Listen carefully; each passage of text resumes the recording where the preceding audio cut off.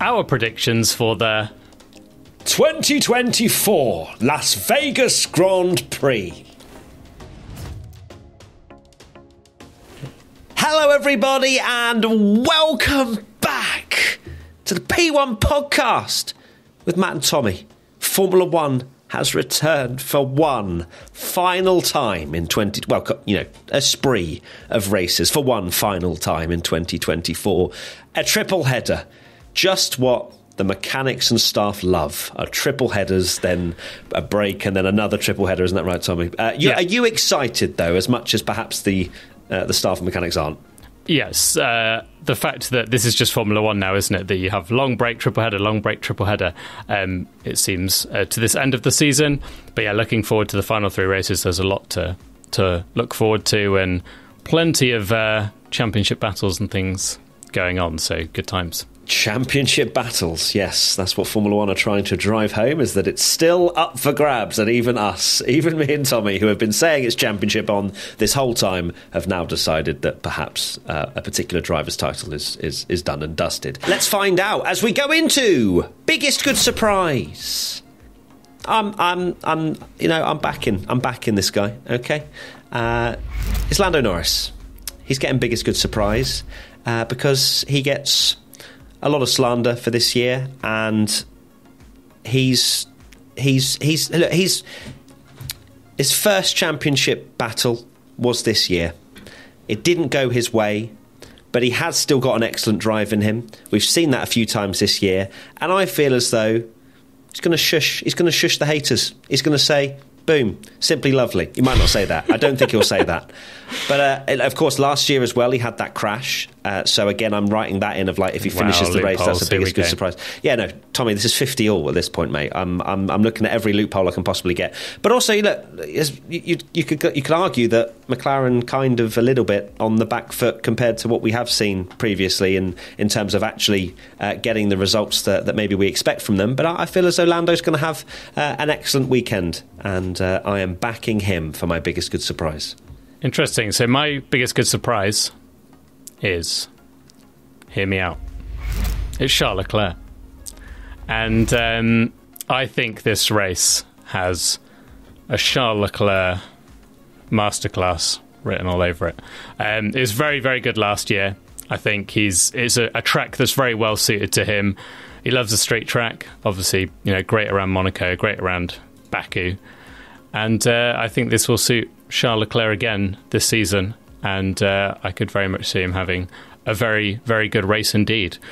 I love that, because I was going to write Charles Leclerc and say that, and then I was like, no, I'm not going to do it. I'm just not going to do it to him, because he could have very easily won last year, if we don't forget. Like, he was battling the two Red Bulls, wasn't he, and did that incredible move on Perez on the last lap, which genuinely had me flying off my seat, because it was just one of the greatest moves I think we've ever seen in Formula One history. So, yeah, I'm glad I didn't, because then we both would have gone for the same thing, and then our predictions wouldn't have been as exciting. We're all F1 fans here, but sometimes it's hard to keep up with everything going on. Well, today's sponsor, Seedstream, helps with all of that. Seedstream is the ultimate app for F1 fans who want every story, update and highlight in one place. Seedstream isn't just any news feed, it's a curated experience with the best F1 stories, insights and highlights, all from trusted sources, updated live and ready whenever you are. Pressed for time? Each article comes with a quick summary, perfect for when you need the gist but don't have time to dive deep. But what if you want to know more? Well, you can tap in for full stories, videos and exclusive infographics. With Seedstream, you choose how deep you want to go. From race day breakdowns to insider analysis and real-time updates, Seedstream is your all-access pass to everything F1, all in one place. So if you're ready to stay on track with the world's fastest and best sport, download Seedstream today. There'll be a link in the description. Biggest flop! It's Loophole City. It's Alpine. For God's sake. So if they don't double podium...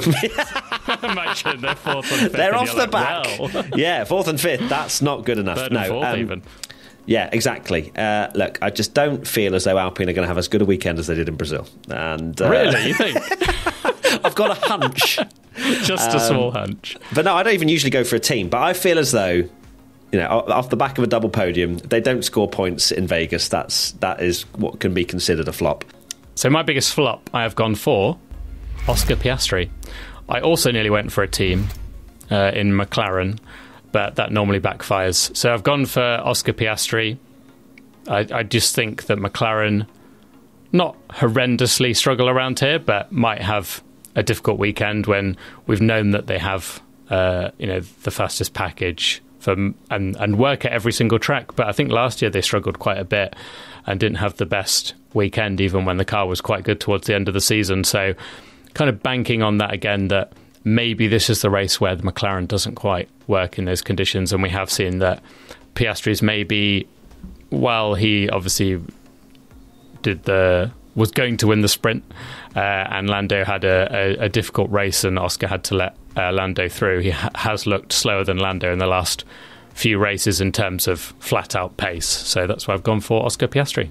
Pole position, where I have gone for Lando Norris. Now, I should have learnt, really, that I think every time I have backed Lando for a pole/win, it's not happened. But I'm very committed to making that happen at some point this year. McLaren fans that are listening probably like, Matt, please stop doing this, because it's not worked. It's a 0% conversion rate, I believe, because I backed him pretty much since Miami, and then I didn't back him, and then he obviously won. But yeah, it's going to happen. Pole position, Lando Norris. I don't believe your BS, to be honest with you, Tommy. Pole position I've gone for, no surprise, Charles Leclerc. Based on what I said with biggest good surprise. You can take the points. You can absolutely take the points. I don't care if I lose the predictions championship, but this happens, fine with me. I could see, this track and qualifying, it's got that Baku vibes. He was on pole last year as well. I feel like he'll be absolutely rapid in qualifying around here. And I could definitely see him getting pole position. Oh, yeah, that sounds good. Take the points, Tommy. You're fine. Let's go to our top three then. And in third position, I have gone for Carlos Sainz, because I am also of the opinion that Ferrari are going to be decent. And I feel as though, as much as I'm backing Lando from a personal performance point of view, and McLaren and Ferrari perhaps doing battle for the win, I feel as though Ferrari will score more points as a collective. That might give you an idea of what I'm going for my top three. But yes, Carlos Sainz, third place. I'd maybe take it back after saying that we're not just going to pick the same things, because I've also gone for Carlos Sainz in third. I think Ferrari are going to be very good around here. And Carlos Sainz, easy to look back at last year and think he didn't do a good job. But of course he had the grid penalty. Had qualified second behind the most unfair grid penalty of Formula One, really. Yeah, exactly. So for his sake, I hope he has much better luck this time around, and can help Ferrari push on for that championship that they've been waiting for so long. For sure. Okay, let's go to second place, where I've gone for Charles Leclerc. Yes. So look, I'm fine if this isn't true, okay? And he decides to go one better, more than happy, you take that. I'm still in the hunt for my crazy prediction of the year of Charles getting more wins than poles. So, Lando, take pole. And then if I get this top three the wrong way round, and Norris doesn't win, and, well, spoiler alert, and Leclerc does, I'm more than happy. What am I on? Is it equal, Tommy? Is it equal wins to poles? I feel like it is. I can't remember what it was, because I thought... Because he inherited the one in Spa. Ahead, but it was technically one in Spa. So I feel like we are... I think it's level. Yeah, I'm pretty sure we're level right now. So, Charles, P2, I'll be celebrating it like it's pole, then win Vegas. Lovely. So, P2, I have gone for Max Verstappen. Ooh, a surprise that the guy that's probably, very likely going to win the World Championship is a surprise to see him in the top three. But despite Red Bull's shortcomings in the championship, recent races and things, I feel like this is a Max Verstappen-y circuit. Okay, first position. Lando Norris. Yeah, I mean, you probably should have just read between the lines there of what I'm backing here, and it is Lando.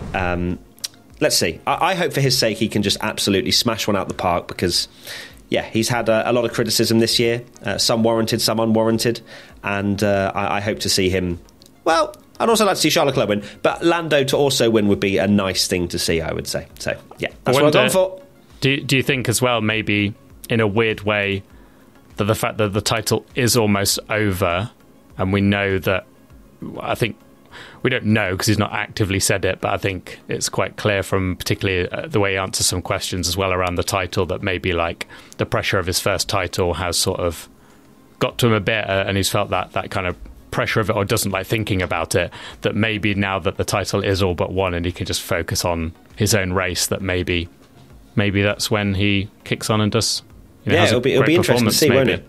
It'll be interesting because if he does have a great 3 races from here on in, then perhaps it is something that we can sort of reflect on and say, and look, it's an understandable thing. I think that's something that, we F1 fans are so critical of the fact that, Lando hasn't delivered to the level that, or the potential that he has, but he's going to get better. He's going to improve, and that's something that I'm looking forward to seeing in the next few years. I think him and Oscar Piastri and the battle that those two are going to have is going to potentially take them both into another league. Definitely. So P1, no surprise I've gone for Charles Leclerc. I think people could... Tommy, stop flirting with me! Wow! Yeah, I can see Charles Leclerc getting the dub round here. I really do think this is such a... That would make getting up at 6 a.m, I tell you. Well 5 a.m. Yeah, ready exactly. For a 6 a.m. start. You'd be more than happy with that. And it's just very Charles Leclerc-y track. That's another one. Tick it off. Tick it off. Okay. Charles Leclerc. It was Max Verstappen, but I'd say it's more Charles Leclerc. The Las Vegas track. It's giving more Leclerc. It's giving more Leclerc. Let's go to one crazy prediction. Mine is that Max Verstappen does not win the title this race. No, you can't have that. Why? That's not a crazy prediction. No way is that. That's worse than my Max one that Verstappen you told me I couldn't have. Max Verstappen off the back of winning. No. What? No. I mean, you can take it, but I think the people will back me up in the comments that you can't have that as a crazy prediction. Nah, come on. What does he need to do? All he needs to do is finish ahead of Lando. So if Lando beats him, it goes to Qatar. And Lando has beaten Max Verstappen 6 times in the last 8 races. Okay, fine. Sergio Perez out in Q1. Is that even bold? Is that worse? Well, I could do mine, and then if you want to think more. Okay, what's yours? Mine is that Gasly gets damage to his car during the weekend. Oh yeah, because it's been hyped up that he's not had any damage the whole year. Every time a stat like that gets hyped up on Twitter, it goes straight away. I reckon 5 minutes into FP1 he's knocked his front wing off. Okay, that's an extra point you get right there if he knocks his front wing off within 5 minutes of FP1. Okay, all right. I discard my one crazy prediction, and it is Zhou Guanyu doesn't qualify last. Okay.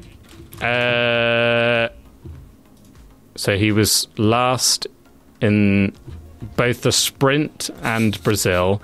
I mean, I don't even know why I'm checking. He's always bloody last, isn't he? Show qualifying positions. He was last, 20th in the sprint, 20th in qualifying. He's been, the last 6, he's been 20th. Okay, Singapore, we'll take that. That's enough. Come on, Zhou!